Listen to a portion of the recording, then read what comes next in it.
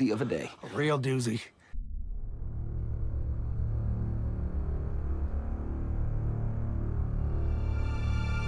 Hello, everyone. Welcome to the NightmareSignal podcast. We are recording this on Thursday at 9:51 a.m. We usually record on Tuesday. I have been told that if I do not have this uploaded by 5 a.m., Sir Lord Lady Dick Rash is not going to be happy with me. So I will do my best. Well, don't upset Lady Dick Rash. Fucking crazy, man. Anyway, so I hope you were listening to this at 4 a.m. and if you're not, fuck you. No. Good morning, Lady Dick Rash. Hello, everybody. Hello. It is the end of the month, the last day of April. I can't believe May's here. A friend of mine thought we were hanging out on April 31st, and then she was like, "Oh yeah, that's not a day." Maybe from the timeline she's from. Maybe so.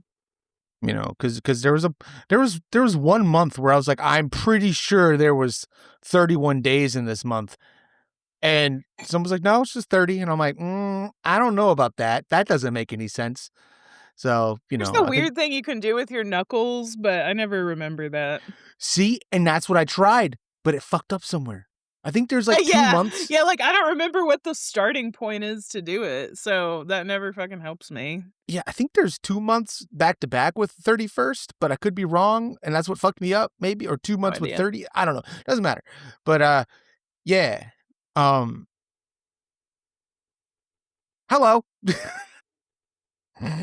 Hello. Speaking of numbers and grids that are like a calendar, you recently had a problem with a grid that was movie seats. Is that correct? I did. Now look, okay, this is going to sound really petty, and it's going to sound really dumb when I say this, I have okay? very strong opinions about like seats and stuff, so I support you. It's the fucking principle of the matter, okay? So, last Tuesday when we recorded, I said, hey, yeah, after we see this, I'm going to go see The Mummy. I'm going to try to get Curly to go with me. We did. Bought my ticket. I was like, yo, hey, dog, I'm going to get G10, okay? And that is in the middle, dead center, second row from the top, all right? Nobody around me, okay? I got the picture pulled up, the screenshot. This is how annoyed I was. 1, 2, yeah, there was 2 whole rows with nobody on it, and then the row in front of, 2 rows in front of us, there's only like 2 people, and there was like 2 people behind us, okay? Again, I was the only person on the row. And then I get a message from Curly, and he's just like, hey, someone bought the seats on both sides of you. I'm like, what? I was like, that's fucking weird. So I went and looked. Sure as shit enough, someone bought G9, G11, and G12. And I'm like, are they doing this because they're mad at me because I got the middle seat? I'm like, the whole row's there, dude. Just sit somewhere else. So I was trying not to get annoyed by it, so I kind of I laughed about it. I was like, whatever, when we get in there. And because maybe maybe it was like younger people that just thought they were being funny. So I would get up to the counter, I'd tell the girl, I was like, hey, can I just sit in a different seat? Because someone bought all the seats around me for some reason. And, my friend couldn't get his. She's like, yeah, where do you want to sit? So we ended up sitting like at the end of that row. Oh, and when we walked up, there was 4 fucking people sitting there, which means they assumed that, hey, whoever's sitting here by themselves, if they see all 4 of us here, they'll just go sit somewhere else. And that's what fucking made me mad. It's the principle. I paid for the fucking seat first. Y'all could have picked anywhere else. And I was so mad. I was just like, I was half tempted to just walk up and be like, hey, that's my seat. Get up. And just sit in between them. But then I would have left Curly by himself. But dude, I hate that shit. People do that all the time. Like, I get wanting to sit in the middle. Like, totally understand. But I also like sitting on the end like y'all did because Mhm. typically it's not gonna be as crowded. G and Matthew are both really tall, so they have more leg room if you can get, like, an end seat. So I like to do that. But, yeah, the other night, we went and saw Project Hail Mary, which was good. I enjoyed it. But I bought tickets in the middle. Everybody just, like, filled in around us. I'm like, "What about the other rows?" Like, it's Yeah. fucking weird. I don't wanna sit by people if I don't have to. That's so I'm right there with you. The only time I pick the middle is when it's an empty theater. Now, if it's a Yeah. movie I know that's gonna be bumping and I got a lot of people, Mhm. I wanna sit on the end. It's more anxiety, and also, Yeah. as I've mentioned before, I can't fucking stand sitting next to people. Mhm. And so, uh, yeah, so that's the only reason I picked the middle because there's nobody there, and there was, wide open theater. So, Mhm. we get there, and they look at me 'cause, well, what I was gonna say was, keep in mind, I've done this before where I've bought seats.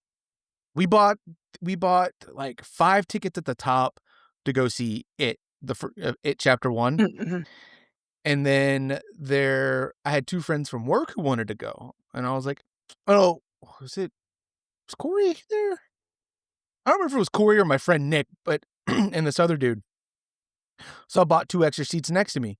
Get up there, it's 2 guys sitting in the seats, and the 2 other people that came with me, very, very non-confrontational people, very, very, like, they don't like conflict, then they won't say anything, and, like, we walk up and, like, they look at me, and I look at them, and I look down at the guys, and You're I like, just looked "I'll down. do it." Oh, no, I just looked at him, I was like, "Get up." I was like, "These are our seats." And he just goes, We paid for these." I'm like, "Bullshit." I pulled out my phone, I'm like, "Motherfucker." I was like, "Get up." "Look, bitch." And the guy literally does this. "Alright, I guess." Stands up, I guess, no, these are my fucking tickets, look at them. ex goes to the row in front of us, sits down, "Hold on, hold on, hold on," and then gets kicked out of that because those people showed up. Good, fuck They him. guess where their seats were? Somewhere shitty front row. They're looking up. Yes! Good. And, I hope their necks hurt badly.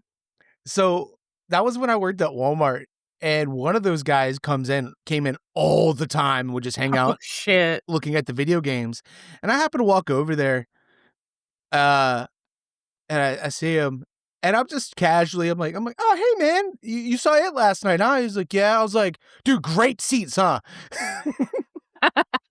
Yes. And Salt in the wound. he just looked at me, I'm like, "Motherfucker, I don't play." Yeah, Like, hell yeah, "I good for paid you. money to go see this shit. I don't wanna listen to you talk. I don't wanna listen Yep. to anyone sound like they're snorting cocaine," which is what happened while watching The Mummy. Not only did these What? people fucking buy the seats, so they were 2 seats over from us, actually. We didn't get the end. Okay. We still got a little over, but, yeah, they're like 2 or 3 seats over. So I'm trying to watch the movie, and I'm very perceptive to little noises. Like, I could just Oh, hear me too, I every hear little goddamn thing. everything. So I'm watching the Everything. movie, and mind you, this guy was so fucking annoying, it bothered Curly. So we're watching the movie, and I kept hearing this, and I'm like, and I just ignore it because I thought it was Curly just kinda doing like a Oh, I little, think the like, noise gate, like, cut it out, I couldn't hear it. oh, Was it like a sniffing like a noise? sniffing noise, yeah. So Okay. I thought it was Curly just kinda doing like a breath laugh, like the Oh. like that. Yeah, Because yeah, yeah. there's some funny stuff in The Mummy. That's what I Uh-huh. thought it was. I look over, and the whole time this guy's, like, digging in his nose. What? I'm telling you, for how long is this movie? Like an hour, 40 Like minutes, 2 something like that? 2 yeah, hours? it's I think For it's 2 close to fucking 2. hours, this man kept fucking doing it. And I looked at Curly, I'm like, "Dude, I thought that was you laughing." He's like, "No." And Wow. after the movie, we're walking out. I they were sitting down and I start talking out loud and I make some comment about taking seats or something like that. And I'm like, it's something about like snorting through the whole movie or something. Right when we walk by him, just out loud. Oh, Curly yeah. Curly just starts laughing. We get outside. I'm like, what the fuck was that? I can't stand people. You go out in public, you go into the movies, be fucking quiet. Just be quiet. Yeah, the guy that sat next to me last night, I was like, "Are you fucking violently ill?" Like, he was sniffing, he coughed every once in a while, he kept, like, wiping his eyes. I'm like, "Are you, like, very sick right now?" Luckily, I had a mask in my bag, I'm, like, putting it on, I'm not There you fucking go. getting COVID from the guy sitting next to me. I mean, he was, like, sick, God. and it was actually a pretty full theater, so I'm like, can't move anywhere, so I'm like, "Oh, I'm just, like, gonna sit here and hope I don't get sick." If you're sick, don't go anywhere. Don't go out in public, I people. Come know. on, man. It Just sucks. it's just You're it's fucking gross. Like, he's mhm. just sitting there, and then, like, I see him, like, wipe his fucking nose on his sleeve a couple times. I'm like, "What the fuck are you doing?" Mhm. Um, yeah, that shit just it irks me. There was a movie I went and saw. I don't remember what movie it was, but sort of the same thing happened, like what happened to y'all. We bought tickets, and then when I checked the thing, keep in mind, we were the only people in there. Mhm. They bought the whole row next to us. And I'm thinking, I'm like, "You you couldn't pick anywhere else?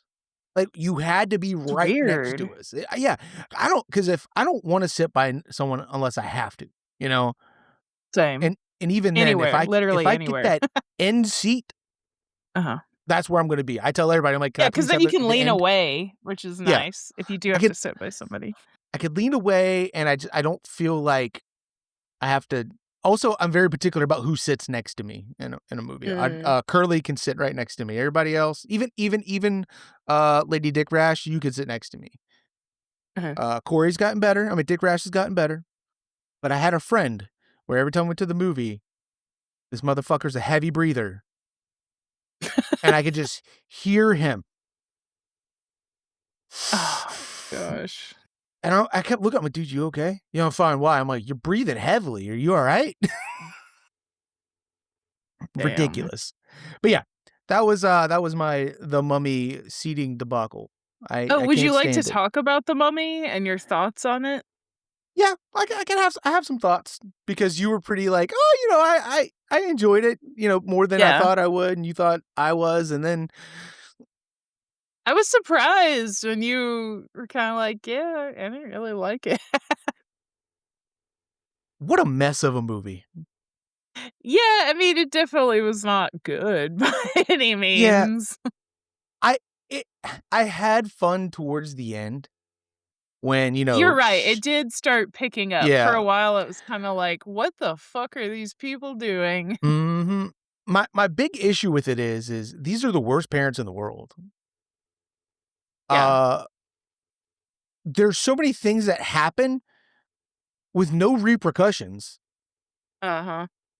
and so many things that just go unnoticed, like, you don't notice your child yanking her teeth out, spoilers, I'm sorry, but, like, what? Yeah. And then you don't notice, like, nothing happened when a man was attacked in your house, surrounded by at least 40 other people. Everyone just went home. No cops, nothing. Yep. Nothing Yeah, like, the happened once somebody children were not yeah, taken to the mental health facility. exactly. Oh, and you brought your daughter home looking like that? Like, nah, dog. I'd be like, "Look, I got some questions. Y'all found her in a sealed, sarcophagus? Is she still alive? Alright, go keep her in a padded room somewhere. We'll deal with this. We'll come visit, but look, I'm not bringing her home." Dude, when they first, like, get her and she's in the hospital and the mom, like, puts her head on her daughter's chest and she's like, "She has a strong heartbeat." I'm like, "Get your fucking head away from her, like, she's gonna rip your brains out." Who cares what her heart sounds like? That is not a human anymore. Exactly. Like, what was it? There's a part where the little girl is, like, in the hallway, and she gets slammed up against the door, Oh, uh-huh. and then it just cuts, and then nothing happens, and then suddenly she's in school, and I'm like, "Did not at no point, like, what happened? Like, did no one come out? Like, how does no Check one on hear?" her. My thing is, this is a big ass old house. That shit is Uh-huh. loud and echoey. You're right. No Yeah, one heard a everybody would have single heard thing it. in this fucking place. Yeah, It's yeah. ridiculous. And if y'all haven't seen it, basically, it's like D-Rock said, I mean, this little girl, we see her at the beginning of the movie, she's found in a sarcophagus, like, I think it's 8 years later, Yeah. and then the authorities call, they're like, "Hey, we have your daughter, and she's definitely very jacked up," and the parents are like, "Okay, cool, we'll bring her on home," and she's very obviously, um possessed by an ancient demon, Yeah. and they are just cool taking care of her, and, Keep even making when her literal excuses. skin is falling off. It definitely had a lot of, things that did not make sense. Yeah. Like, I can see how it's a fun movie, and, Mhm. um, it's shot very well. It's just the writing. It's just there's just so much like, there's a lot of stuff that didn't make sense. Like, and Yeah. again, I'm not trying to be like, "Oh, this needs to be accurate to this, this, and this," and no, it's like legitimate No, things where I it's like mean, that you makes sense had to me. it's like you had to, like, just ignore a lot of things you can't really ignore in a situation like this for the story to progress Mhm. and to get where it Yeah. went, you know? Um, I will say though, I think a little part of what kinda ruined it for me was how no one shut the fuck up after it came out that, "Oh, this is tied to Evil Dead." Oh. So, while watching it by the time it got there, I was like, "Oh, neat. Oh, wow, this really is like Evil Dead Rise." But I think if I wouldn't have known, it would have been a little more exciting because I would have been like Oh, I it's would a have like, fun "Yo, surprise. oh, it's kinda the same thing." I wouldn't have got the connection with the doctor or whatever, with the last Oh, uh-huh. name, but I would have got the same vibes. What I did like about this was just the gory stuff that they did have in it, It was the gross. mhm, Gross, gross. the little girl actor as the possessed one, Oh, uh-huh. really good. But Yeah. as normal kids and all the other kids, they all fucking sucked. I did not like a single actor in this movie. Imma be Dude, honest with you. the dad, the actor's name is Jack Rayner, and I know you haven't seen Midsummer, but if anybody else has, he plays Christian, the awful boyfriend, and dude, his acting is so fucking horrible in this movie, like, It's well, bad. we'll have to share the meme that I sent you or you sent me or whatever, but, yeah, he just his look of surprise is his eyes being wide, and he just looks that way the whole movie. That's just his normal yeah, that's just his normal face Like, the whole movie, just it's I equate it to you just saw someone shit their pants, but you don't wanna call them out on it. that is a good way to describe it. Like, It's literally that's how oh my god, what did he said something at towards the end of the movie. It was some cheeseball line like, mhm. "Let's do it," or something like that. When he said it, I laughed out loud. I was like, "Oh my god." And then there was one funny part with the daughter, "I'm your daddy now." I was like Oh, yeah! I was like, "Whoa, what the fuck?" that's what I like about I'm blanking on their names right now, but the demons from that world. Um, Oh, Deadites, is yeah, that right? Deadites, yeah. I love them as their characters because 'cause they're just complete chaos, and they just say the most off the wall absurd shit, and I love it. It's fun being dead, Grandma. Yeah. Oh my god, that poor woman. That's all I'm gonna say. I'm gonna Oh leave it man, there. the grandma, I felt bad for her. Everybody else, I'm like, don't Yeah. care, but Uh, so while watching this too, back to the dad. The whole time I'm watching this, I'm like, this motherfucker looks like Stephen Amell from the show Arrow. oh, I've never seen it. And Google Stephen Amell real fast. And the whole time I'm watching this, I just kept seeing him, and I already got beef with him as it is, because he was in the sequel to the Michael Bay TMNT movies, and he played Casey Jones, and he fucked that character up. His acting is Mm. atrocious. So it's like, anytime I see him, I'm like, that guy sucks at acting. I also didn't like him as Arrow. But anyway, and then there's this guy, and I just kept like being like, he just looks like Stephen Amell. He just looks like he Oh, could be his brother or something. I can see Generic it. white guy, Mhm. beard. Uh, but yeah, I gave it what, like a 2? Yeah. I think I Yeah, gave it 3 'cause I did have fun with it, but yeah, yeah, as far as, like, an actual storyline and, like, characters, motivation and stuff, yeah, that wasn't really there.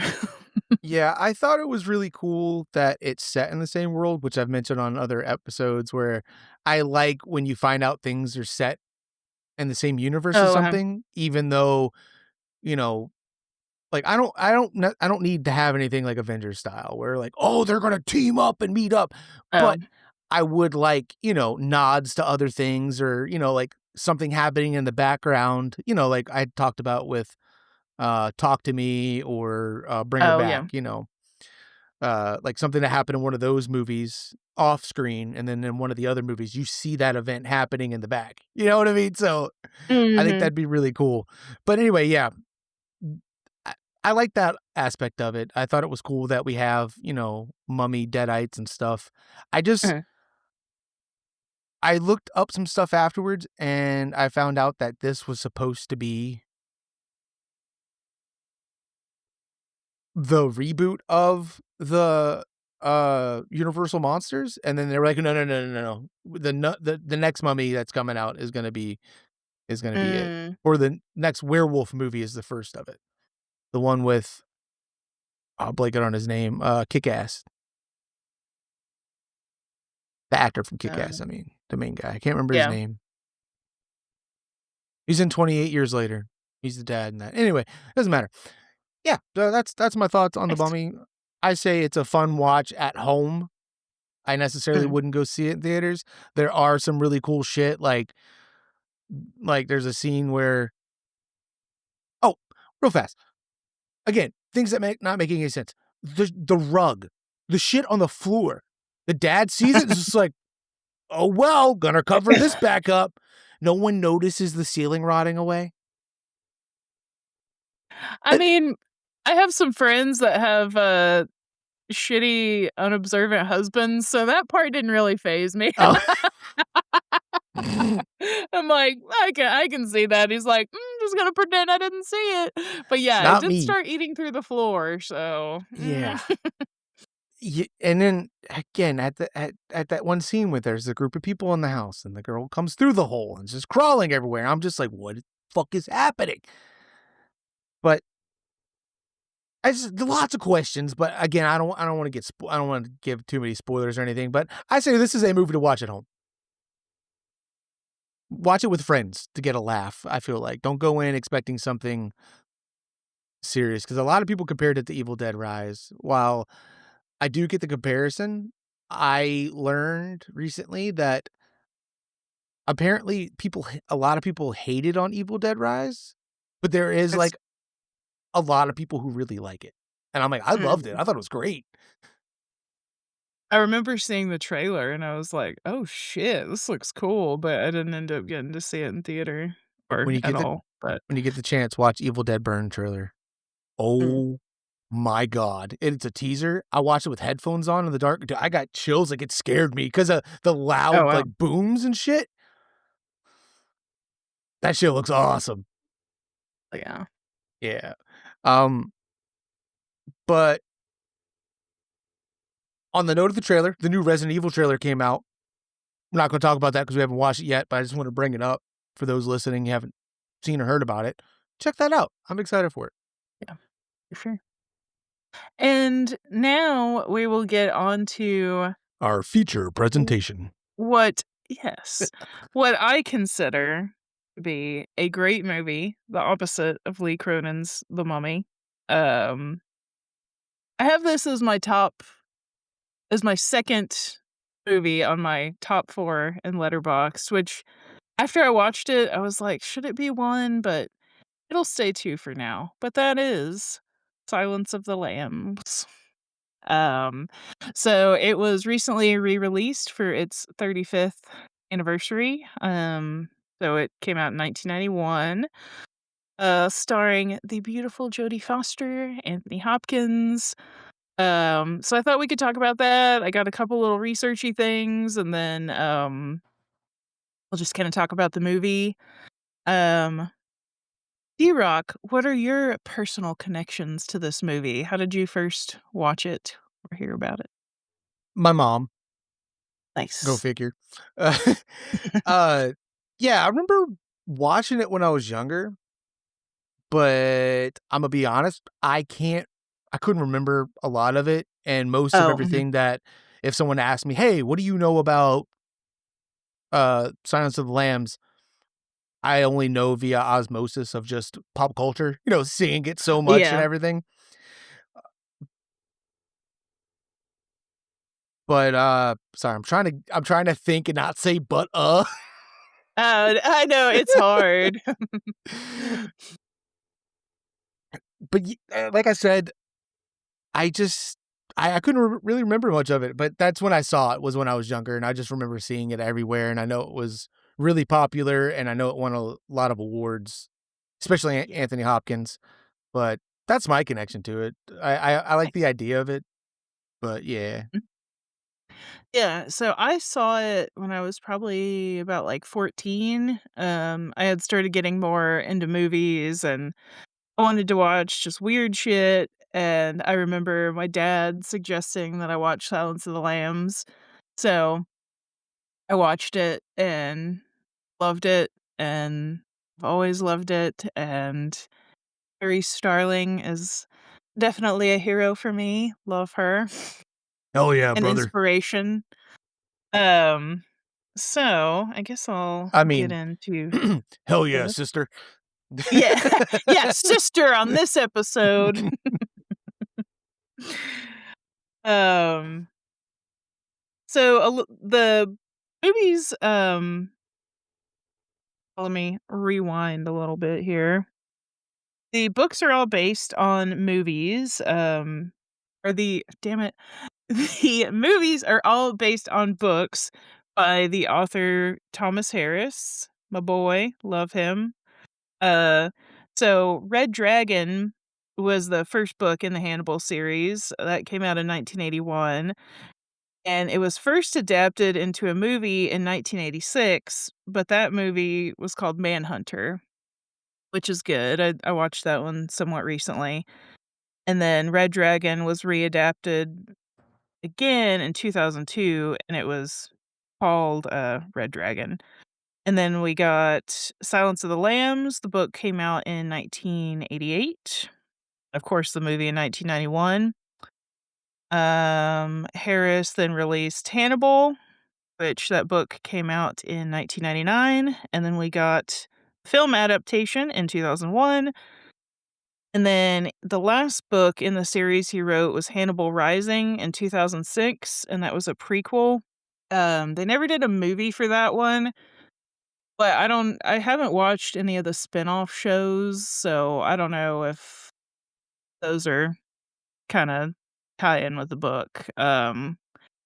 Honestly, as far as movies, Manhunter's fine, but Silence of the Lambs, I'm like, that's all I need. I don't really care about any of the other adaptations. I saw part of Hannibal one time, and I thought it fucking sucked.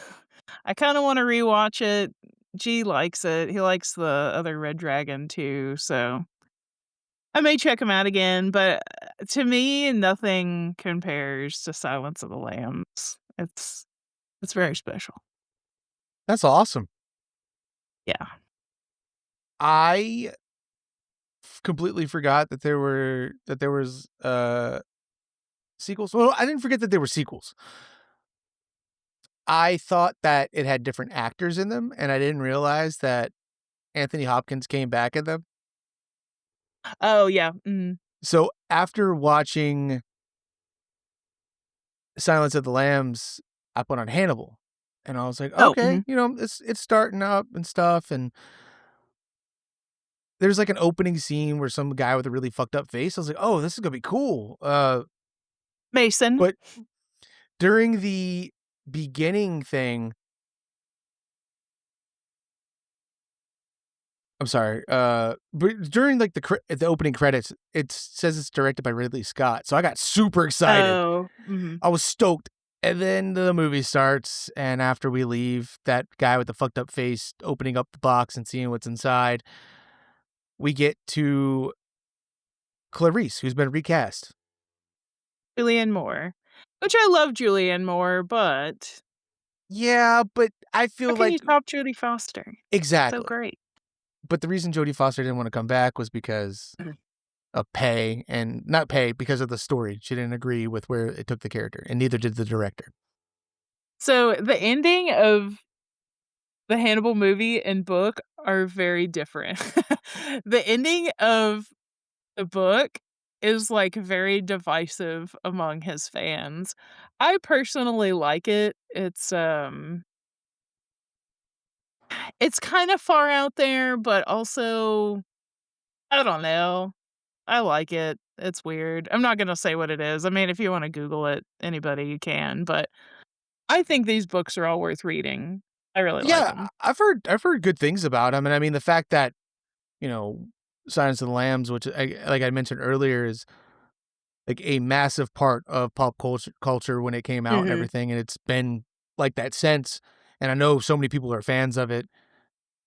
I would assume the books are good, you know what I mean? Especially for both of them to go hand in hand, people talking about them. Just to be clear, I didn't finish Hannibal. Oh, I mhm. got, like, a few minutes in, and I was like, I'm out. I don't want to." I did not Yeah. realize that Manhunter was based on this, though. That's interesting. Huh? Yeah, it's based on Red Dragon, which it's hard to say what my favorite of these books is.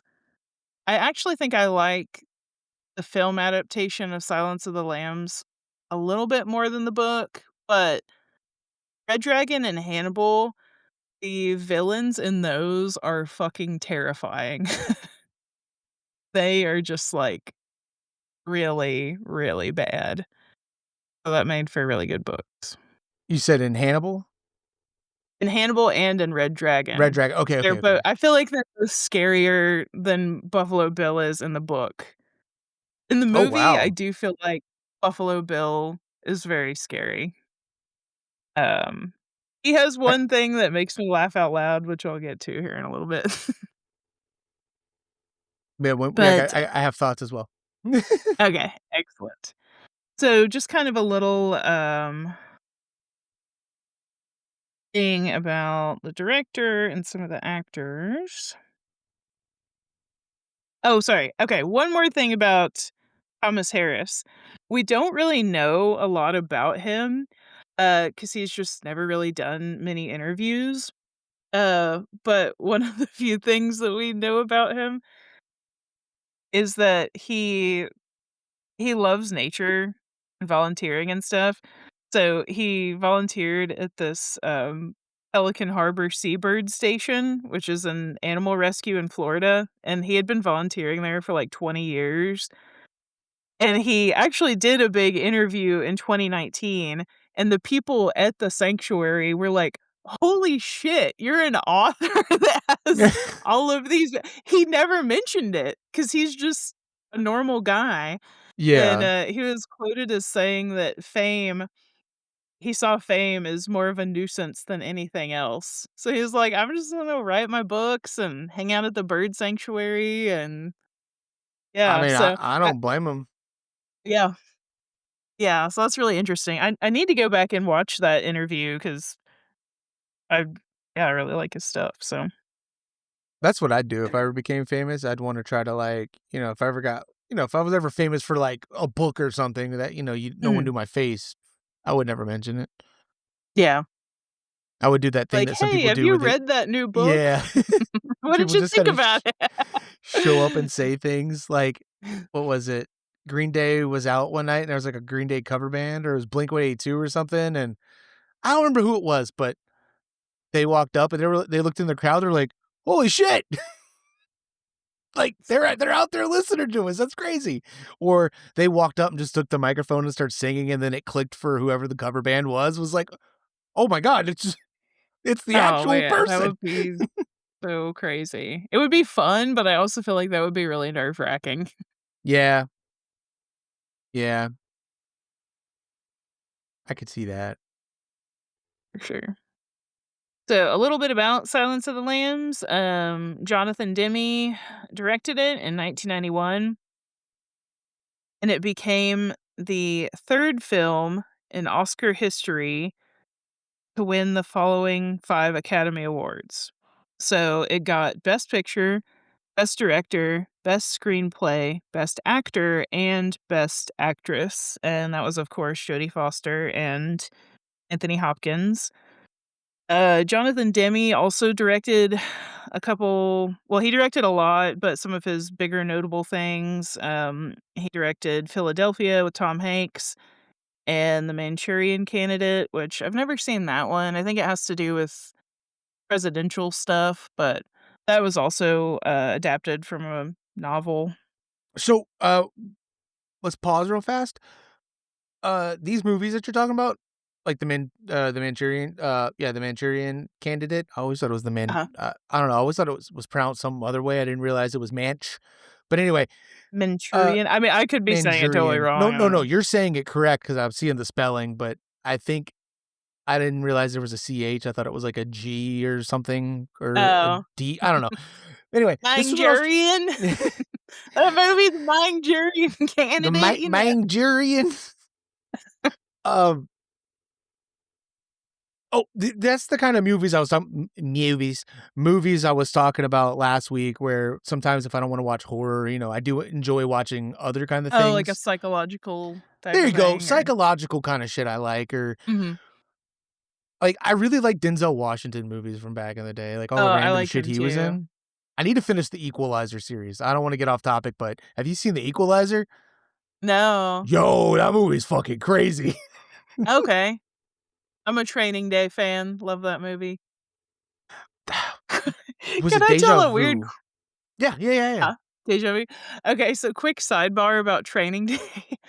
G and I went to go see it in theater, and there were these people next to me that would not shut the fuck up, and it was really starting to piss me off because I love Training Day, and I just really wanted to enjoy it. So, I looked over at them, and I meant to I meant to tell them, like, "Be quiet," but I was really pissed, and I did this motion, like and then I pointed at the screen, and I meant, like, cut it out Mhm. like we're watching a movie, and then I was telling my friend about it, and he was like, "Dude, I wonder if they thought you were, like, Like threatening them that you're gonna cut their heads off." I thought you were about to say that you're like, "I'm gonna fucking kill you and then blow your head off. Imma slit your goddamn throat and then shoot you to make sure you're dead, Oh, I bitch." mean, it worked. They did stop talking, so Well, that's good. I meant it as, like, cut it out, but I could see how if a stranger did a fucking motion across the neck, that would be unnerving. I kinda hope you were, like, gothed out looking. I don't remember, but I, like, was really animated, like, when I pointed to the screen, I remember, Mhm. like, putting some force behind it, like, watching the fucking movie up here. I'm waiting for the day for somebody. I think I said that on here before too, but I am waiting for the day for me to be able to, in the middle of a movie, just be like, "Shut the fuck up, or I will Yeah. drag you out of here myself." Mhm. I'm always Very looking for like frustrating. I'm waiting for that person, but they never. They get me to that line. They don't ever push me over. Oh, I was pushed over during training day. I was thrown over the edge, so I had to I was threaten to cut their throats. I was looking up the cast of that, and it's got my boy Ethan Hawke in it. Oh, nice. So now I definitely want to watch it. I think I've seen this a long time ago, probably because my mom watched it. Oh, But training day? yeah, but Deja Vu's another movie I think is what it's called. With yeah, it's Deja Vu. It's got Denzel Washington and somebody else in it. What's that chick's name? Oh, Elle Fanning's in that. Oh yeah, she's a little girl in that. Anyway, it doesn't matter. I didn't realize Mm, she was around that much back in the day. Anyway, back to this movie. okay. Um, so Jonathan Demme, I will say he's a man that directed a movie with a very strong female lead, and I feel like the way everything was done really showed what it's like to be a woman in a male-dominated field, and I feel like he did do great with that. I mean, I actually didn't know if a man or woman directed this, and I figured it had to be a woman because of how strong and awesome Clarice is, but at the same time, I'm like, I mean, it was written that way, but as a director, I feel like he made a lot of good choices. Um, like, Clarice will walk into a room and it's like all the men stare at her, and you can tell she's kinda not welcome, or they're looking at her like she's a piece of meat. So, I feel like he did a great job. I was reading a little bit more about him, and I did find out a couple, like, kind of unpleasant things. Um, Ah, fuck. yeah. So, he did do some good. I think he died in yeah, he died in 2017, but, he was, like, pretty liberal, he was an activist, he made a couple documentaries about, the country Haiti and, like, their emancipation and stuff like that, so he did do some good things, but also 2009, he signed a petition supporting Roman Polanski, who is the director. D-Rock's making a face, so he knows who he is. But in case you don't, Roman Polanski, he directed Rosemary's Baby, which I actually really love that movie. The book's really good too. But he drugged and raped a 13-year-old girl, and he ended up getting the charges were kinda changed, and it got lowered to unlawful sex with a minor, which is still fucking terrible. But people just love to defend him because 'cause they're like, "He's such a great artist, blah, blah, blah." So Jonathan Demme had signed a petition saying that he should be allowed to participate in this film festival and be there safely and all this shit. Like, no, fuck him. He's a fucking rapist. Oh, and you know who else supports Roman Polanski and tries to downplay what happened? Quentin Tarantino. Fucking creep. Shocker. Yeah, exactly. Whoa, who would have thought? Yeah. So, fucking annoying. So, I had to mention that about Jonathan Demme. Not cool. That sucks. Yeah, it's always we talk about that a lot on here. It always sucks whenever you find out somebody you're like, "Hey, yeah, I like your work." Oh, you did that Mhm. thing. Okay. Well, at least this thing wasn't like that bad of a, I mean, he didn't do anything wrong, but I get he's supporting somebody, but it's all, it's like, yeah. Yeah, people love supporting Roman Polanski. I say, fuck him. He's I still was just alive, but I was hopefully just he'll looking die up soon. a list of his movies, and the only one I heard of was The Ninth Gate and Rosemary's Mm. Baby. The rest Ooh. of them, I'm like, I don't think I've seen I any of actually these. don't know any other ones off the top of my head, but whatevs. I'm also So not gonna, like, seek them out because I don't want him to get any kind of money from me. yeah, you start getting ads now. Yeah, I mean, exactly. that's been happening a lot, stuff we talk about on here, and then I get ads for it. I'm like, "Oh, okay, I guess." I Mhm. mean, it's not that bad. Yeah. What you but back to what you were saying about how he directed this and portrayed, like, being a woman in that kind and, like, basically a man's world. Mhm. I felt it, and I thought he did a really good job of it too, and because it made me feel uncomfortable. Mhm. And I don't know, part of your research, was any of it about, like, directing choices and filming choices? No. Okay. So, this is why I've been keeping quiet because I don't wanna, like, interject Oh. and take something from you. So, Oh. while the reason why some of the scenes were filmed face on with people, like, Mhm. talk was to give everyone her perspective, Oh, for yeah, everyone I to do feel remember reading about that. feel Mhm. what it's like to be her in that Yes. situation and have these people talking to her in this way. I will say, though, the same thing with this movie. I mean, we'll get there towards the end, but the same thing happened with this movie that happened with The Lure, where I thought it was gonna go one way, and I'm like, "Oh, Oh. wow, okay, alright, I see, you're not a piece of shit after all." 'Cause I thought it was gonna be like, some, like, you know, backstabbing towards the end, but, it Mm. wasn't. Oh, yeah, okay, anyway, but yeah, So, that unfortunately, in the books, she does get thrown under the bus for some stuff, and I can't remember if it's in, Red Dragon. I think it's the beginning of Red Dragon. Yeah, they do kinda use her as a scapegoat for some things that happen. But yeah, in this movie, she gets to be the hero, which is great.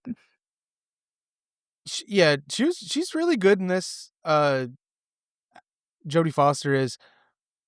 I just wanna say this, I just wanna get this out of the way just because I don't know if it's ever actually gonna come up, but Oh, no, no, we'll get there. I'll know how to throw this in. I know how to throw it okay. in. So I just have a couple little things about the actors, and then we can start talking about the actual movie. Um, so just a little synopsis in case you haven't seen the movie, which you definitely should. It's very, very good. It is really good. I was genuinely surprised for how well it held up. Oh There yeah. are some things in it where I was like, "Hmm, you didn't wanna do a second take on that one?" There's a scene where, when Shocker Hannibal escapes and the cops run into the room, Oh, okay. there's a one of the one of the cops that keeps focusing on for some reason. He runs in and he, like, trips coming through the door and he tries to play it off like sliding, but he fumbles his gun and he puts it up looking because 'cause they're all supposed to be looking like professionals and, like, badass cops, but he trips. I'm like, "Did y'all Oh, not?" see, I wouldn't have thought that was maybe intentional, just because it is like such a stressful situation, and man, they're just like so fucking adrenalined out and crazy. So I actually didn't notice that. I guess because it seemed, I don't know, that seemed to fit to me. Okay, I don't know. I just assumed, like, with cops, in this movie, it didn't seem like they were trying to, like, play down cops, like, "Oh, look at them." To me, I was like, Oh. I'm used to movies like this where cops are on their game, "We're trained for this, we know what we're Oh, doing." mhm. And also their gear felt very, like, cheap looking in '90s to me, 'cause I I could don't tell I'm know. like, again, this is me nitpicking about, like, little tiny Uh, things where I saw it, and I was like, yeah, "Huh." again, that's something I didn't notice. Yeah. And granted, I don't know what vests looked like back then, but I feel like Uh, they'd at least have a little more armor. These look like you could tell it looked like they had foam in them or something. I don't know. It's just me. I mean, that I I'm gonna have to look at that next time I watch it, because yeah, I didn't really think about that, but yeah, I mean, he is this fucking absolute psycho, so yeah, you would think that they would be, like, very prepared. Oh, yeah. but they're not. Definitely. Well, yeah, clearly they're not with what happens. Yeah, they're not. But just a little synopsis. FBI trainee Clarice Starling is sent to interview incarcerated serial killer Hannibal Lecter, who's Anthony Hopkins, in order to hunt another serial killer, Jame Buffalo Bill Gum, who's played by Ted Levine. Does a fucking great job. So Jodie Foster said this was one of her favorite roles. She had read the book and had actually attempted to purchase the film rights herself. Oh, She did really? end up being She did end up being a director, I think it was, like, later in her career, but, she really wanted to purchase this because she was like, "It actually has a real female heroine, and the plot isn't about" and this is a quote from her, "It's not about steroids and brawn, but about using your mind and using your insufficiencies to combat the villain." So, initially Jonathan Demme didn't want to cast her, but the producers overruled him, which is fucking crazy to think about. I mean, because she's just, like, so perfect in this. I Yeah, I can't think one of the people was, Meg Ryan. What? Uh-huh. It was Meg Ryan and somebody else. I don't remember who the other person was. I was looking some stuff up this morning and last night, so that's why it's fresh in my brain, but one of them was Meg Ryan, and I was like, That's interesting. I could maybe see it, but I think she did a really good Maybe, job. but yeah. I I think her stature kinda helps because she seems like a very, like, tiny lady, Mhm. and compared to everyone else in the movie, they look at Yep. her and be like, "What's this fucking" like, basically weird or hard fucking left turn here. It's like Zootopia, the little bunny becomes a cop and everyone's bigger than Uh, her. All right, getting back on the interstate, that's sorry. funny. We're back No, on the you're highway. totally fine. I'm just like, I have not seen Zootopia, so I don't know what you're saying. That's a good movie, I like Zootopia. I'll have to check Zootopia it out. 2 is good too, I was cracking up. Sandy thought it was funny because I was sitting on the couch. She's like, "You do realize you're just" well, she starts laughing, I'm like, "What?" I'm like, "What are you laughing at?" She's like, "You." She's like, "It's adorable, you're just sitting here by yourself You're watching this movie, cracking enjoying up." Zootopia too. Hey, some kids' movies really are fucking good. They are. But, back to Hannibal and cannibalism. Yes. So then just a little bit about Anthony Hopkins. One of his early movies was the 1980 David Lynch movie, The Elephant Man, which he is fucking great in. Um, That's the guy with the that's face, right? another one. Ah, That's the guy with the face, right? yeah, yeah. It's John Merrick, who was a real man who had elephantitis, and he had been basically sold into the carnival circuit, and Anthony Hopkins, his character is based on a real doctor that got him out of the carnival world and realized he was a very intelligent man and, like, helped him integrate into society, and it's really good, really sad, I Imma be real with but you, highly I recommend would it. not be surprised if just one day somebody's like, "Hey, we're bringing back carnival sideshows. Let's round I up the honestly wouldn't freaks." either. Like, Mhm. it's like I could see it happening. I'm just That like, that "Oh would not my surprise me at all. god." Yeah, terrible.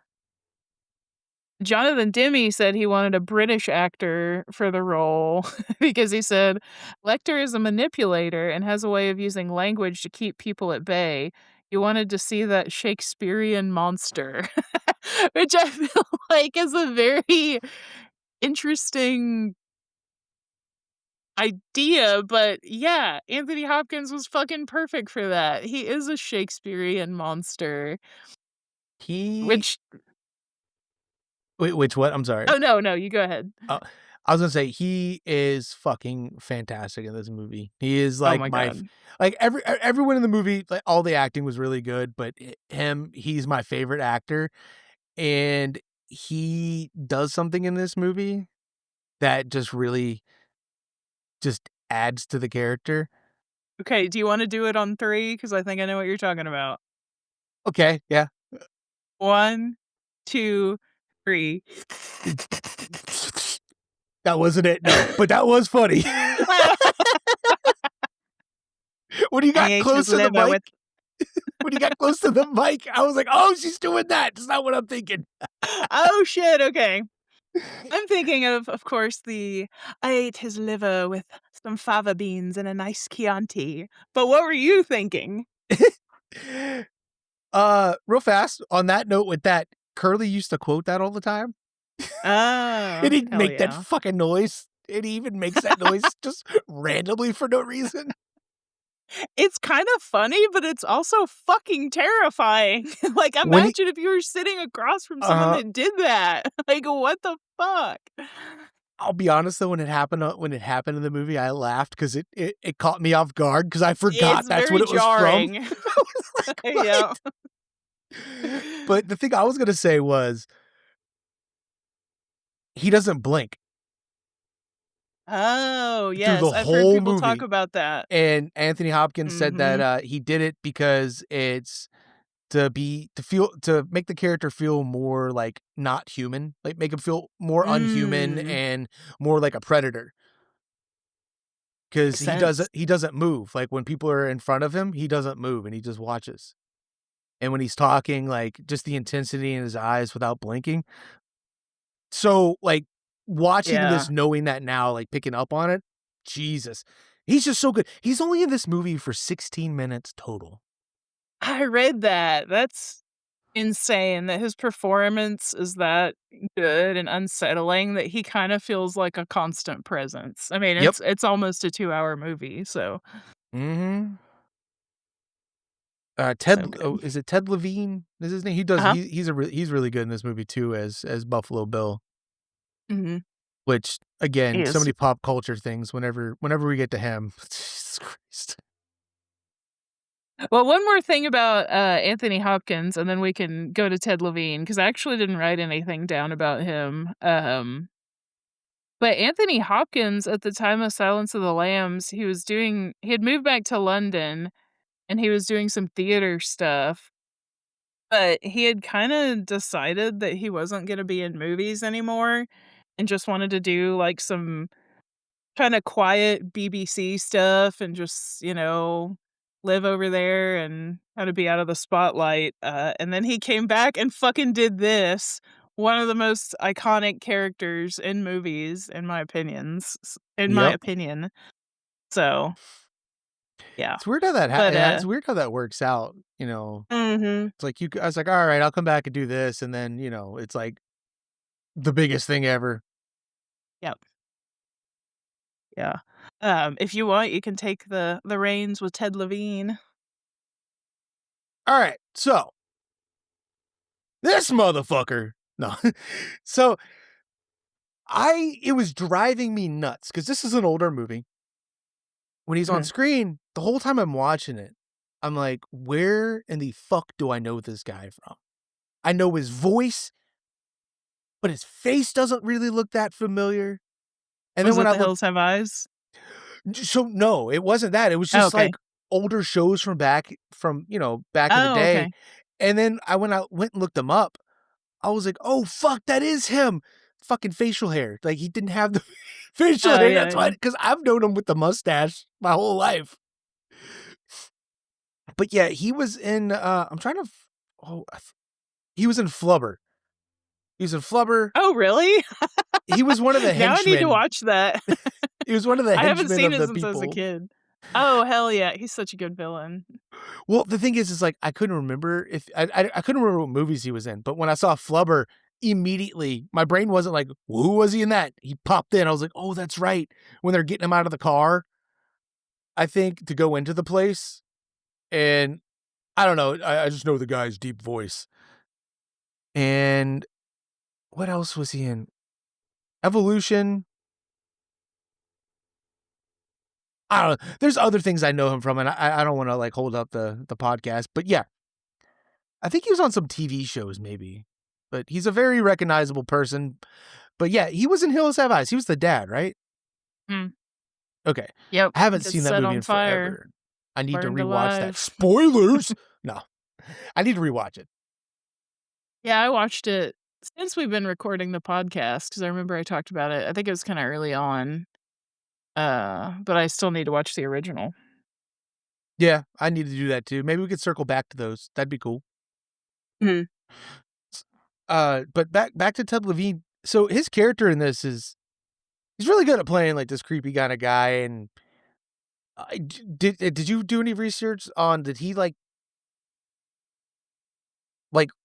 do anything to get into character for this or I didn't look at that. I have no idea. I okay? don't know if Because he's just nuts or I mean, I assume everybody probably read the book. I yeah. don't know that for a fact, though. So this isn't about him. It's about another actor that I guess we're not really going to talk about because he's not really a main character. But the head of the FBI that Clarice always goes and talks to, Crawford. yeah. Mhm. So for him to get into the role of like an FBI agent and stuff, do you know anything about the toolbox killers? Yes, a little bit. He listened to the Oh, tapes. I do remember reading this, Yeah, yes. he listened to the tapes to get into it, and he said when he finished listening Ugh. to it, he cried, and Oh, it changed yeah, his whole that's perspective horrendous. on the death penalty because of that. And he's like, "No." He's Oh, like, I am no longer against it, people deserve it for, that. It turns out that the FBI actually uses that to help desensitize their agents God.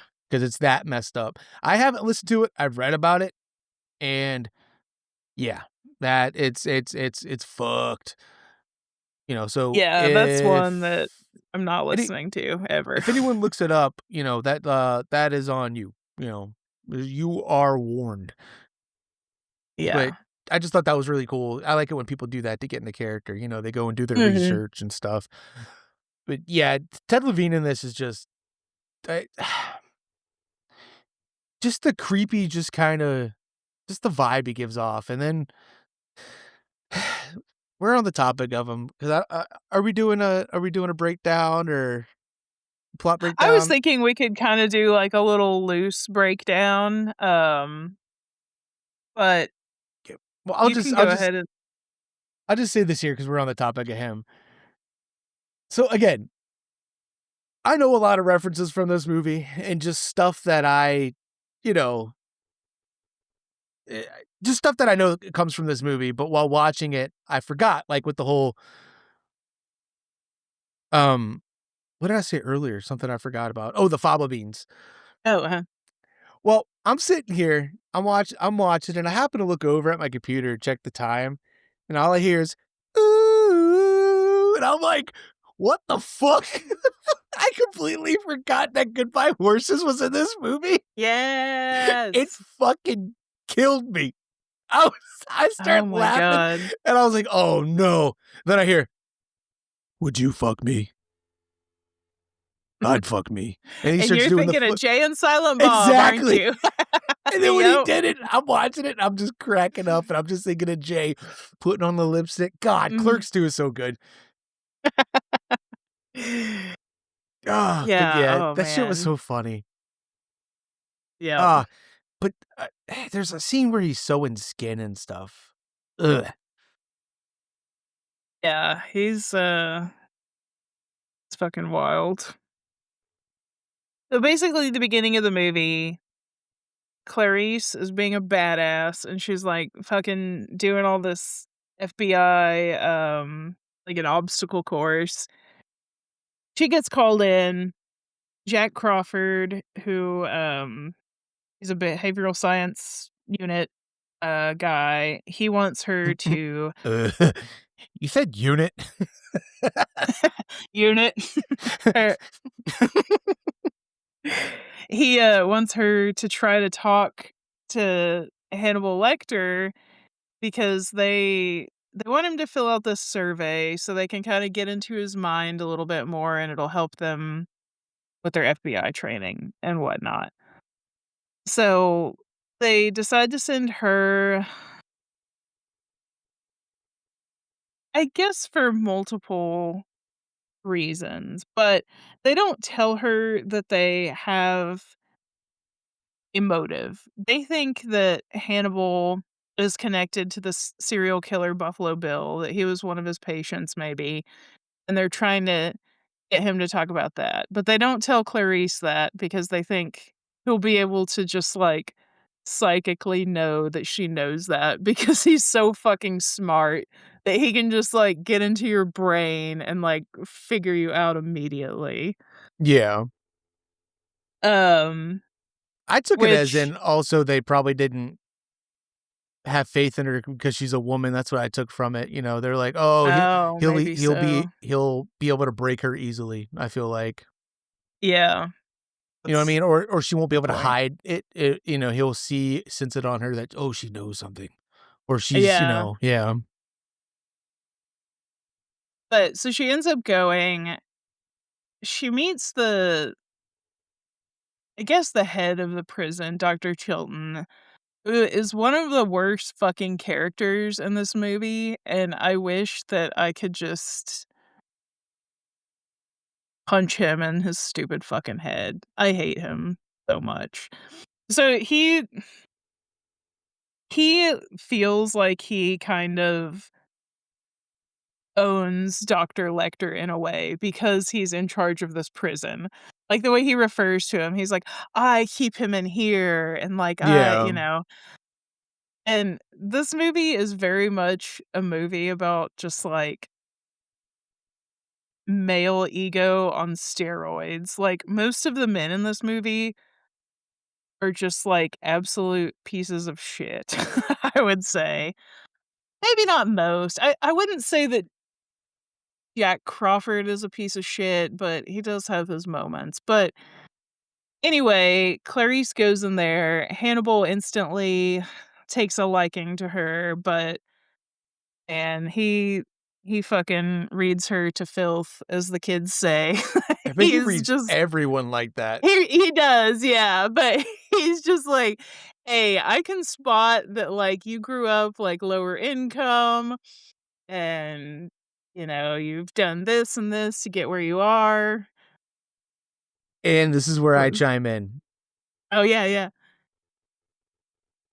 He makes a comment about her accent, uh and Oh, West Virginia. her reaction to that was genuine because that wasn't in the script, and she felt Oh my insulted. gosh, I didn't know that. So she had, worked with a dialect coach, you know, to work on doing that, and so she came in because they had never met. They stayed away from each other on set and stuff, Oh and my god, yeah. that's so So after cool. that, like, she was actually, from what I read, was like she was mad at him. Oh. But I will say, though, I was gonna say this earlier, but we're here now. I'll be honest, her fucking accent drove me up the fucking wall because it didn't feel natural, Oh, and I loved it. honestly, whenever she talked, I would just think Reba, like, just like a Oh, yeah. just I love Reba. something about yeah, but Reba is Reba, like, she get away with it. I feel like I don't know, just Jodie her accent in this, I think it's because it was jarring for me because I wasn't sure what to expect, and then she started talking, and I was like, Oh. "What?" But, It but yeah, that's what I wanted to say. I just thought that was a little thing behind the scenes. it is cool, and one thing that I do find interesting about her accent, and I don't know if this is intentional, but this is kind of how I saw it, I think because I've kind of done the same thing, but I feel like when she's talking to, like, townspeople, interviewing people, they're just, like, small town working people, I feel like her accent kinda gets, like, kicked up a notch so that she can seem more relatable, and I don't know if that was intentional, but I know I have, like, unconsciously done that myself. If I'm talking to somebody that I know is, like, I don't know, like a country person, I feel like Yeah. my accent and, like, how I talk does, like, shift a little bit, and I thought that was very interesting. Whenever I talk to anybody from the hood, I'm like, "Hey," I'm like, "Dude, what's up, dog?" You know what I'm saying? Oh No, I'm just god. I Yeah, knew a I don't guy do that. I knew a guy who was like that. I was always like, "My God, what are you doing? That's not how you talk." But If you wanna see a really cringy video of Quentin Tarantino, there's an interview where he's on BET, and he's fucking doing that. He's like, "Hey, man, like, we got it on the internet," and everybody's just like, "Dude, what the fuck are you doing?" I've seen It's that. so embarrassing. Yes, the secondhand embarrassment you get from it is fucking It's terrible. it's horrendous. It is. Watch with caution. Uh, I that that's something I do, but I don't do an accent. It's I I talk in a slightly higher register or like an octave Oh, above how like I normally talk. You know how people have like their work I do voice? that too. Yes. And Uh-huh. yeah. So sometimes I question myself. I'm like, I don't know what my normal voice sounds like. I guess this is it right here. Mhm. You know, because Sandy pointed out to me one day that like she's like, yeah, whenever you're being nice or you're talking to someone else, I the my register, I talk higher up. I'm like, hey, how's it going, man? But my usual voice is like this. But then it makes me think about other people, but the guys who have really deep voices like this. Oh, yeah. Like, is that a purposeful thing? Like, not purposeful, but is that like a thing they can control? Like how I feel like I can control mine where I go up, because, I mean, I guess I could talk naturally like this if I wanted to, but I'm not that kind of a guy where, I feel like I got to talk kind of slow and deep, I don't know. Does Yeah. that sound any different than my normal voice like now? I feel like it's lower and a I little no, I know what you're okay. talking about, because I definitely do that too. Like, my natural voice is a little bit deeper, but, like yeah, like you said, like a customer service voice, Mhm. or if I'm the customer too, I feel like I do that too, where, like, my voice goes up a little bit because I think, Yeah. like, subconsciously, I know that that's It's I human don't know, nature, I maybe think. I think it's a people communication kinda perceive it as, thing. like Yeah. yeah, um, yeah, I've It's definitely done interesting. that too. It's like guys I who just walk around with squinty eyes or they walk around looking mad all day. I'm like, "Is that your natural face or are you are trying to you look just hard. yeah, are you just, like, straining do you wake up that way? Is that just how your muscles work? Because I try to do the face for a little bit, it starts to hurt. Yeah, It's weird. Anyway, back to it the is movie, I'm fucking sorry. weird. You're My totally ab good. my ability to derail.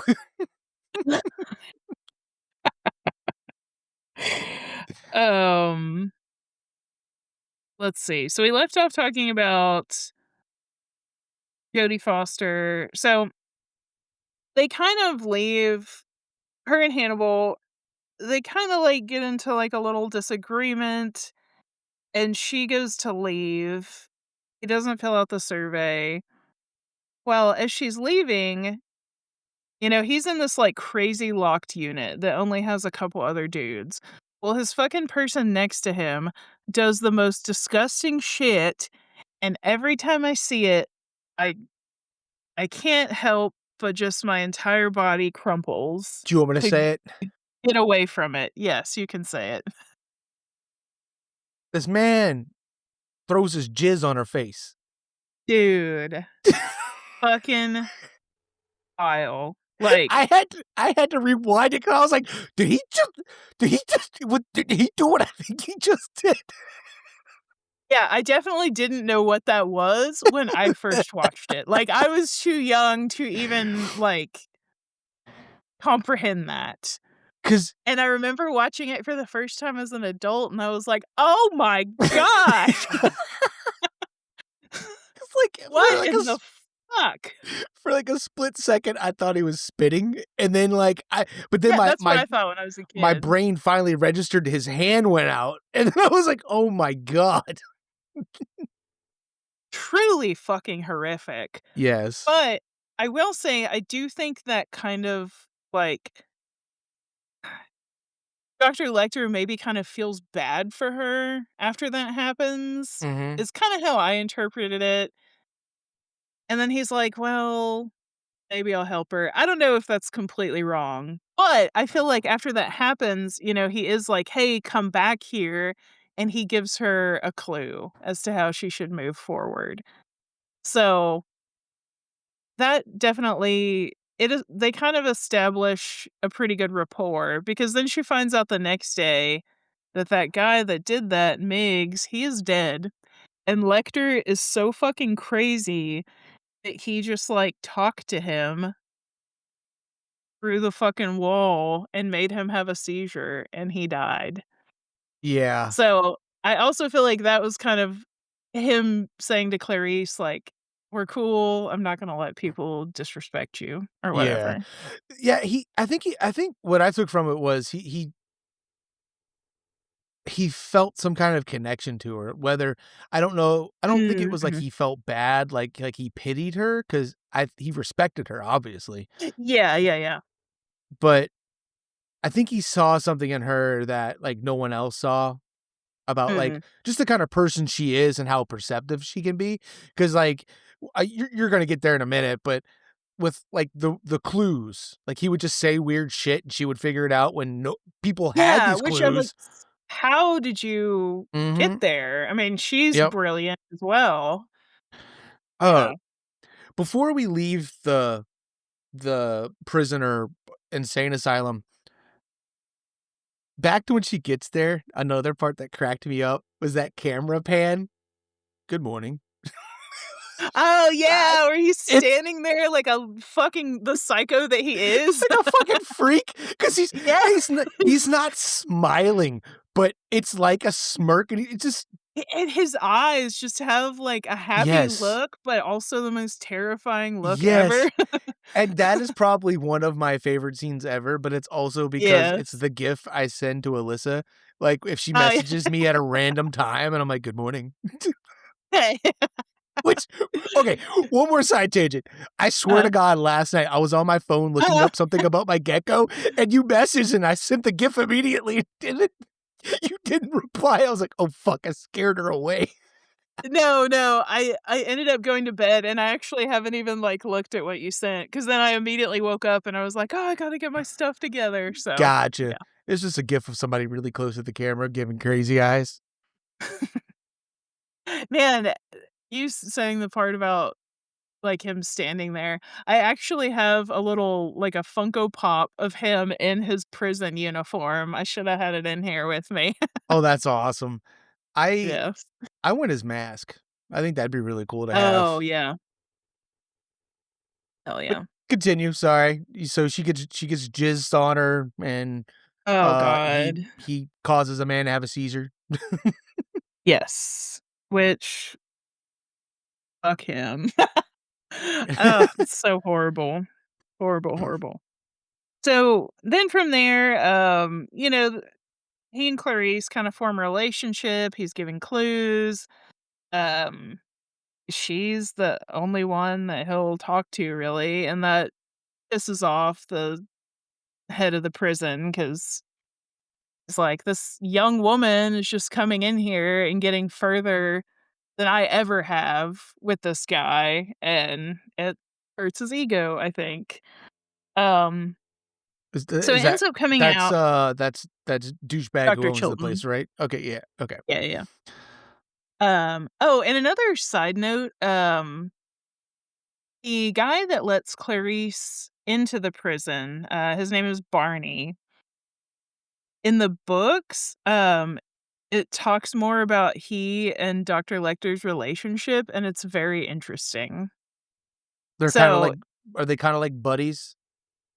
yes. Okay, because they at the beginning of Hannibal, there's a dude talking to the guy with the fucked up face, and I was like, Mhm. "Why does he look familiar?" And then it hit me that he's from this movie. I was like, "Oh, shit." Then when I was looking up The Red Dragon, he's also in that movie. I was like, "Oh!" I'm Yeah. like, "Alright." So, continue, sorry. Yeah, I so thought that no, was so interesting. Barney, he's not actually a side character, like, within the whole universe, he's actually, like he's kinda somebody I feel like Clarice that Lecter decided to trust and, they have a little more of a relationship. But, He probably since is, like, the genuineness from them of, like, okay, mhm. Yeah, I think it's probably everyone treats him like the psychopath that he is, and I feel like people like Barney and Clarice, even though he is a bad man, they still treat him like a human being, and Mhm. so I think he appreciates that. Um, so just to kind of fast forward, they have their relationship. Um, Lecter reveals that he had this patient, who he thinks could be Buffalo Bill, and he is so this came out in 1991, so the language is a little bit different, but he says that he thinks that this man is a transsexual. Well, that Buffalo Bill thinks he is a transsexual, but Dr. Lecter does not believe so because, these reasons. Um, so this is kind of the controversy part that I wanted to talk about because that was a criticism of this movie. People did not like how Buffalo Bill was portrayed because they felt like it depicted like gay people and trans people in a negative light. Like these people are dangerous, they're killers, blah blah blah. And it is kind of bad timing because, the AIDS crisis started in 1981. Nothing was really done about it until like the mid 80s, I think. And, gay people were very villainized. And so it is bad timing. So I can understand people's criticisms of it. Um, You know, Jonathan Demme, who sorry, I was uh, gonna say I was about the villainize them thing real fast before we got away from that. That was something Sandy pointed out to me one day that I never noticed that like back in the day, even in kids' cartoons, all the villains were more sassy.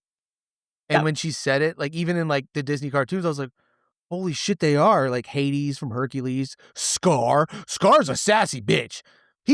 That man is fucking petty. I love like, oh my god, I love Scar. That's the fucking like he's so scary. He's just Yeah. I love his pettiness. Anyway, Mhm. continue. Yeah, so Jonathan Demme, he argued and said the criticism was misguided and said, I got all this unfounded abuse. Buffalo Bill wasn't a gay character. He was a tormented man who hated himself and wished he was a woman, because that would have made him as far away from himself as he possibly could be. But then Demme, he also added that he later came to realize that there is a tremendous absence of positive gay characters in movies, which I'm like, yeah, yeah, Whoops. oopsie.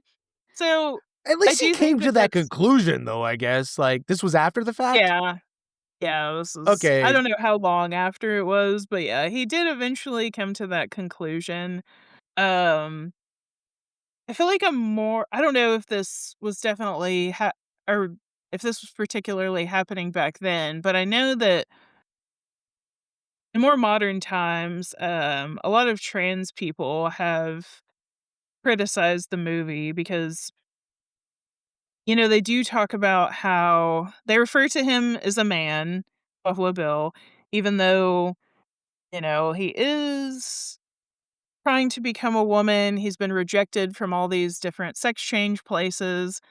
So people don't like that they didn't respect his identity, or I guess I'll say their identity, because I'm not 100% sure if Buffalo Bill would have wanted to be called a she. But anyway, the trans people don't have had the criticism that they don't respect this person's identity. And even though they are a killer, they're a bad person, that it's kind of like It's kind of annoying to watch cisgender people be like, "No, just because 'cause you're a bad person, like, we're gonna decide what your gender is and stuff," Mm. basically.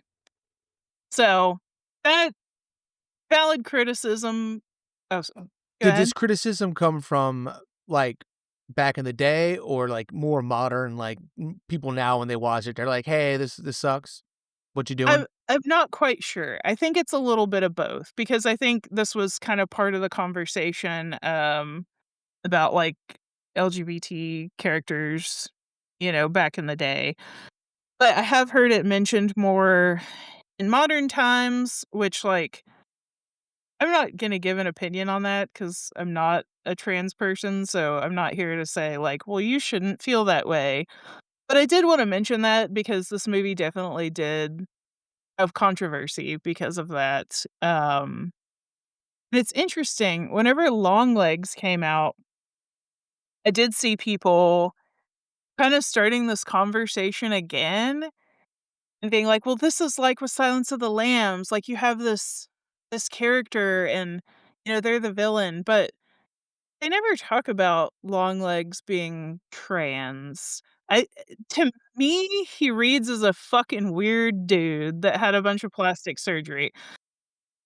But people were saying like, "Well, he's transcoded, he is supposed to be." So, I Uh, I I don't know, I just like, took it as in again. he's, like, one of those weird, like, not goth rockers, but, like, into, like, heavy music and doesn't really, like he's more androgynous than anything, not so much, Oh, you know, he's not trying to be a woman, he's just a like you said, he's just a fucking weirdo and he's into Satanism and I don't know, I feel like there's, like, sometimes weird shit that goes along with that, like, whether they don't like, the long hair, fingernails, like, like, putting on makeup, I don't know, there's a thing that's in my head and, like, I can't I don't have anything to compare it to right now, so Imma just shut up.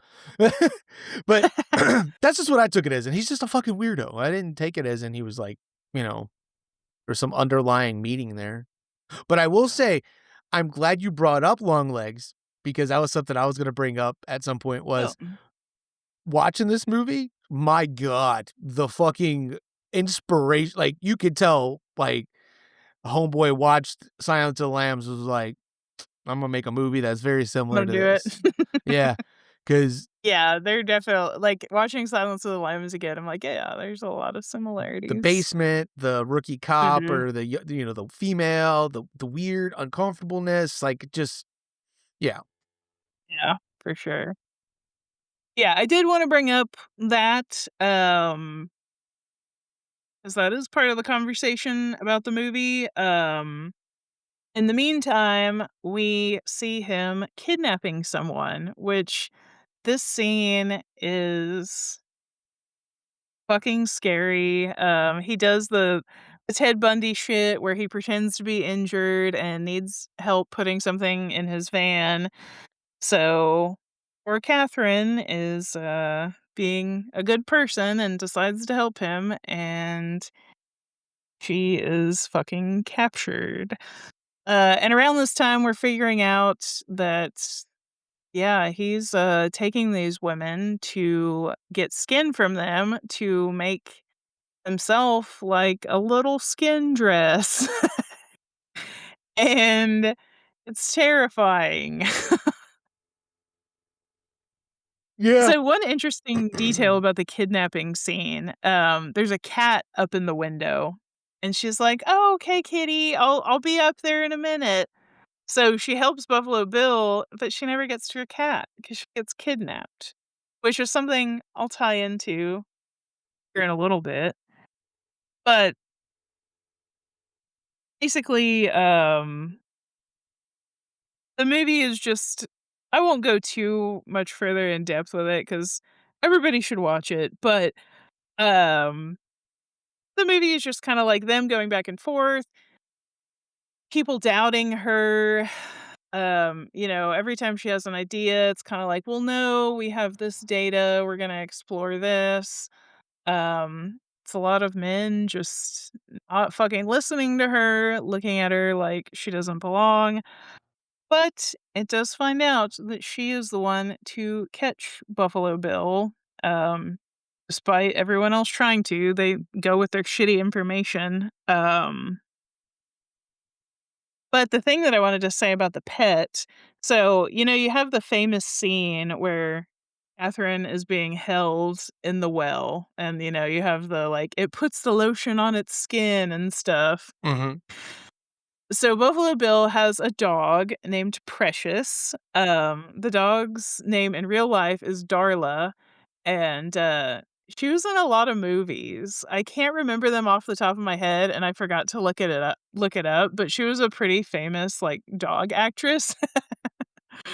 But one of the things that Catherine decides to do to, get some leverage to maybe get let go is, she lures Precious down into the little well, and, she's kinda yelling at Bill, and she's like, "I'm gonna fucking, like, kill your dog unless you let me out." Like, she's already hurt from falling, and that part this time around watching it just made me, like, so fucking devastated. Because a scene at the end, which spoiler, I guess, Clarice finds Catherine, and she gets to go home. She gets taken out of the well, she's safe. But at the end, they're taking Catherine out of the house, and she's holding Precious, the dog, and somebody tries to take the dog from her, and she's like, "No," and she's still holding it, and I don't know, I assume, I'm like, "Okay, she's keeping Precious." But I thought back to the cat in the window, and it kinda clicked, like, "Oh, this is an animal lover," and she was so fucking desperate that she was like, "I will kill a dog to live, but this is, like, my last ditch effort," and then I think she felt kinda bad about it, and I just at the end, she's like, "No, like, I'm sorry." I don't and maybe that's me completely projecting. I noticed that little detail, and I'm like, "Oh, that's so sad." Yeah, I thought it was kinda cool that she took the dog 'cause when I saw it, I thought the similar thing where she was like, "No, you're coming with me," and it's kind of like a reminder of what she went through rather than it being Mhm, like, "Why would you want the dog? It's gonna make you think of, that terrifying situation." I'd be like, "No, the dog's a reminder of I got through that," you know? mhm. And yeah, I think the only reason she wanted to hurt the dog was just she didn't want to. It's just like, "Well, Yeah, she what didn't can I?" want to. It was like a Yeah. tool, pretty much the only tool that she had. And I just thought about myself being in that situation, like, damn, what if I had to, like, fucking hold a cat hostage and be like, "I'm gonna kill this cat," you know? Like, what if the Yeah. person was like, "Okay, do it." It's like, "Well, I'm not gonna be able to do that." Like, what a fucking terrible situation to be in. Yeah, I I honestly wasn't sure what she was gonna do to the dog at first, and then when 'cause she tried catching it with a bucket. I kinda thought that, like, the chicken bone was the thing that was gonna lure it, but then the bucket, like, once they got closer to the edge, the bucket was gonna help, like, knock it in Yeah. there.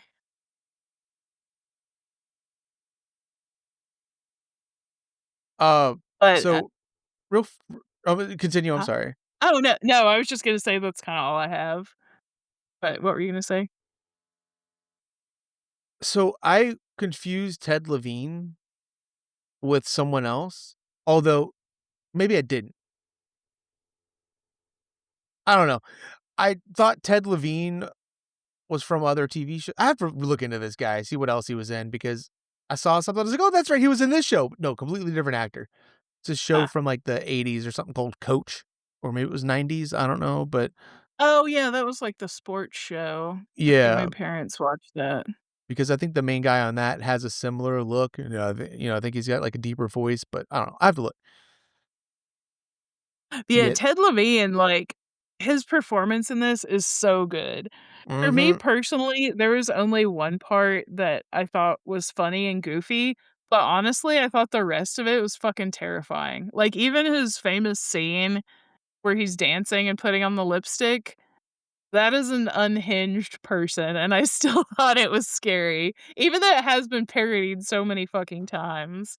Yeah. Um, the part that, I think is funny, I'm gonna play it real quick. So, when Clarice does finally find out where he lives and she's trying to talk to him, she goes to his door, and I don't know if he's, like, putting on a goofy accent to look more, I don't know, approachable or not guilty, or if we just haven't heard him talk enough in the movie and I didn't notice it, but he says the weirdest shit. I'm gonna play it. Sorry, not this part yet. She's like, "Hey," Clarice is like, "Hey, did you know this person?" And he answers, and the way he says these words are so fucking weird, and it makes me laugh out loud every time. Oh, wait. Is she a great big fat person? Did you hear? "Oh, word. Was she a Yeah. raving fat person?" Like, why are you talking like that? Like, is that supposed to be like a speech impediment, or what the fuck is going on there? No, so when he said that and when he said that, I laughed. It was so funny, but, um, because of the way he said it, but I think that was him trying to put on a straight guy voice to Oh, not give okay. himself away. Because he seemed to Didn't think kinda be about that. suspicious of her when she said she was the FBI. Mhm. Um, at least that's what I got from that was, like, that you mentioned it, that's where my brain went because I didn't really notice it. I just know he's got a deep voice, and I just figured he just talks weird, but Uh, now that you're pointing out that, "Why does he talk weird?" I'm like, "Oh, maybe he is. Maybe that's just a thing he's doing. Because even when he's inside, he says some other shit to her. yeah, he's just saying weird shit. I don't know. But man, that's what I love about this movie is like every time I watch it, I find some new detail that I just love. I don't know. So what are your final thoughts and what did you think about this movie in general? You said you enjoyed it? Yeah, I really liked it. I definitely give it a 4 out of 5. Or maybe even a 5 out of 5. I'm not, because like, I'm not over here, I'm like, "Oh, dude, I fucking love this movie." Oh But I'm like, "No, yeah, this is a really good movie." Like, Anthony Hopkins is probably my favorite person in this, next to Jodie Foster and Ted Levine, because all 3 of them are just phenomenal with their characters. But Anthony Hopkins, top of the cake. He just he wins it. Just he plays crazy so good. he does. Mhm. Really does. Well, one thing you said about noticing little things that you didn't notice before. So apparently there is something in the movie that nobody catches where when she's training, always look over your left shoulder. Oh, Well, when she's in the house, she missed a clue that was over her left shoulder that would have showed that he was Buffalo Bill before she figured it out. oh shit. It I was like yeah, I a totally missed that it's like a because there's a butterfly or a point. moth thing on the wall. Oh, see, oh, the picture. Or Yeah. no, I remember what it is. It's a little, they focus in on it. It's a little, not a wind chime, but, one of This those yeah. decorations that spins, yeah. So she does miss that, but then she does end up seeing the moth flying around, and that's her thing that yeah, Mhm. she's, in the fucking killer's den. Yep. I'm trying to think of something else that this movie reminds me of, because there's a lot of parallels to it, but I really liked it, and I could see how it inspired a lot of things. I think Black Phone was another one. Oh, interesting. Just Still need to same watch basement those. kind of vibes, weirdo upstairs, just like, Yeah. I don't know, just similar things just kind of reminded me of it. Basically, oh! The twist. The twist. There's like a weird Oh. twist, very similar to Black Phone. So yeah. Oh, I like it yeah. when they do that and stuff. Me too. Oh, Yeah. yeah.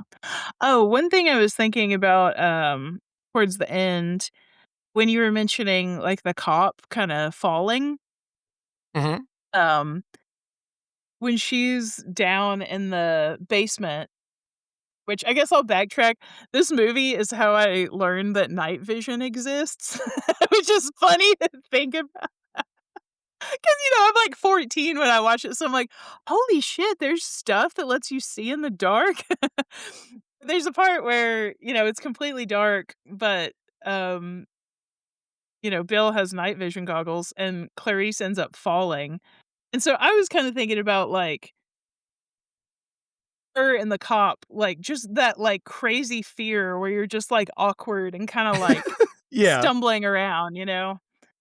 And I do like that about this That movie because I feel like that is a realistic thing that I would do, especially. I'm always falling anyway, but that whole scene was intense. yes. I'll be honest, when the lights went out, even when she was just running around looking, but once the lights went out and, like, I could feel um every time he tried to, like, went to go touch her and she'd Mhm. feel his presence. Uh, Ugh, yeah. it just stressed me out. I could just feel, like, the the ghost touch. Ugh, yeah. Definitely a stressful scene, but I think it did what it needed to do. Yes. Agree. Yeah, I feel like I've rambled about this movie for long enough. Obviously, I really love it. I love the books, and check them out if you haven't. I mean, like I said, I'm not super big on the movies, other than Silence of the Lambs, but I do wanna give 'em a chance. We'll see. I feel like this movie is so fucking good, nothing can even come close to touching it, so Yeah, that's it's where one of I'm at those with it. movies where it's like, please don't ever remake this. You don't need to. Oh my gosh. This is one where I would have a really hard time with a remake, I will say that. I know that I came on here and said I was gonna be more open to remakes, but this one would be very difficult. Depends on the movie. Some movies just don't need them. Mhm. Yeah, thank you for watching this and then getting me to watch it because you want to talk about it. Oh, I'm yeah, like, "You know thanks for what? watching it. Let me get this fresh in my head." No problem. I watched it on Prime, and it was like, Oh, "Leaves in did you 3 have days." commercials? Yeah. It Aw, was like damn. leaves in 3 days, and I was like, "Oh, fuck, good timing." Oh, shit. Okay, that is perfect timing then. Yeah. But, yeah, I really liked it. Was there anything else, you know, No, you I wanna talk think that about, or was I think that was it. Yeah, so this was Silence of the Lambs. I'm not silent. I'm not either. I've been talking about this for a long fucking time, No, so it's awesome. Look, sorry if it was boring. no, I like the episodes when I'm looking at the fucking sound waves and it's not just my ass fucking Oh. yapping and then yours like, because again, I'll have to send you a picture one day or like a video recording of me Oh, panning over because it's just mine's just a wave of sound and then every once in a while yours will break in and then mine will just take over. Like, and every time I'm like, God damn it, shut up, Derek. So this one, I feel like I did a good job. Other than the few times I derailed you accidentally and made you forget shit, I'm sorry. But yeah, hell no, this yeah. was good. Uh, Friday night, I'm going to see tomorrow night, I am going to see Hokum. Oh, shit, okay, yeah, I don't have a time scheduled to see it yet, but Dick Rash asked me get on yesterday, that. so I'm Oh, going with nice. him and possibly Curly. Oh, cool. Yeah, Fingers crossed. nice. We will report back on Hokum, and thanks for listening, everybody. Check us out on Instagram if you wanna send us any emails, send them to a nightmare signal, or is it just nightmare signal? The Nightmare Shit. Signal. Signal. I knew that because I'm on this podcast, so I did know that. It is the NightmareSignal@gmail.com. Hell yeah, And brother. if you uh have anything that you want to say about this movie or anything we've ever talked about, like Curly did, kind of writing in his thoughts on Undertone, we both really enjoyed that. So feel Mhm. free to do that. Yeah, I really like answering questions like that. It sparks conversation. You Mm-hmm. know, Sure. it makes for good conversation because I feel like stuff like that. I notice you and it's easier for us to talk than us trying to remember a movie we watched because Oh, it's not like, you know, it's not like, I don't know. I can't explain what I'm trying to say right now. Now I'm just like contradicting myself. But anyway, yeah, words are like she said, hard. right in. We'd like to hear from yous. Yes. Yes. But Well, until next time. deuces. Bye. Adios, turd nuggets.